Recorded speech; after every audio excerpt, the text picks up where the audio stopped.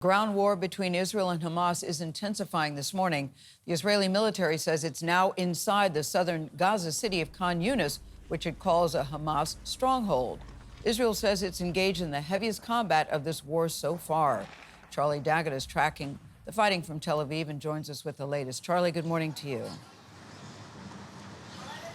Good morning, Gayle. The UN has called the situation in southern Gaza apocalyptic, that the current offensive has ended any possibility of providing help to 2.3 million people trapped inside the territory, other than call for an immediate end to the fighting.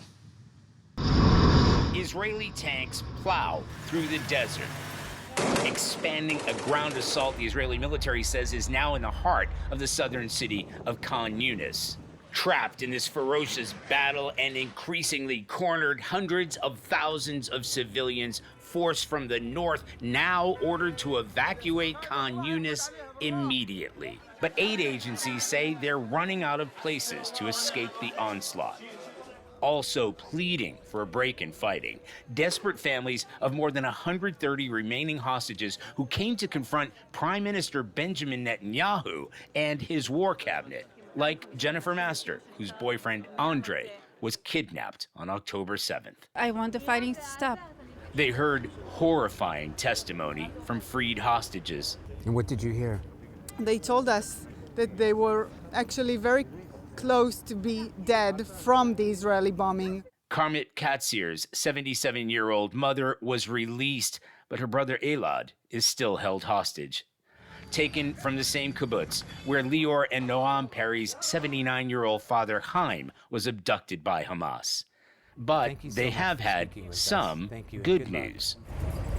The hostages that were released, they saw your father? Yes. Oh, they did? Yes. And what did they say about him? They told us he's alive. We then heard the conditions and the physical and the emotional state, and we know it's unbearable.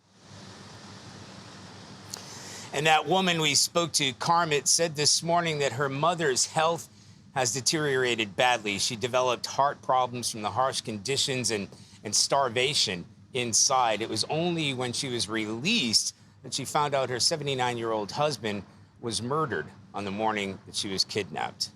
Nate? Just heartbreaking details. Charlie D'Agata, thank you.